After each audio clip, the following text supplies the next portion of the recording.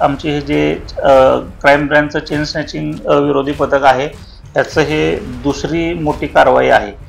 गेल्या सुद्धा 3-4 दिवसापूर्वी सुद्धा आपण दिल्लीवरून चेन स्नॅचिंग करणारे आरोपी आणले होते आणि आता हा जो नागपूरमधलाच आरोपी आहे, ऑगस्ट 2024 पासून आतापर्यंत जवळजवळ शहरामध्ये 5 ठिकाणी चेन स्नॅचिंगचे गुन्हे केलेले आहेत, अजनी, बेलतरोडी आणि आजूबाजूच्या परिसरामध्ये। तर त्याच्यामध्ये आरोपी निष्पन्न झालेला आहे कन्हैया नारायण बोराशी, हा गोधनी या भागात राहणारा आरोपी आहे। सध्या त्याला ताब्यात घेतलेला आहे, अटक केलेला आहे।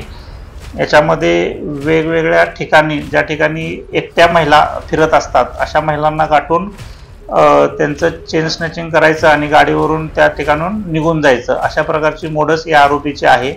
आणि सदरचं जे काही सोनं आहे ते एखाद्या सोनाराला विकायचं आणि त्याच्याकडून पैसे स्वीकारायचे, अशा प्रकारची मोडस होती। आणि आमचं जे चेन स्नॅचिंग विरोधी पथक आहे ते गेले बऱ्याच दिवसापासून यांच्या पाठीमागं होतं आणि त्याच्यामध्ये काल आम्हाला याच्यामध्ये यश मिळालेलं आहे। तो आरोपी आणि संबंधित सोनार या दोन्ही यांना आम्ही अटक केलेला आहे आणि बेलतरोडी पोलीस स्टेशनला सध्या तो तपास दिलेला आहे। याच्यामध्ये गुन्ह्यात वापरलेले जे वाहन आहे, दुचाकी गाडी, ती सुद्धा जप्त करण्यात आलेली आहे आणि जवळजवळ सोनं चोरीस गेलेलं आणि गाडी यासह 1,85,000चा मुद्देमाल निष्पन्न झालेला आहे आणि इथून पुढच्या गुन्ह्यामध्ये आता अटक करण्याची पुढील कारवाई सुद्धा करण्यात येणार आहे।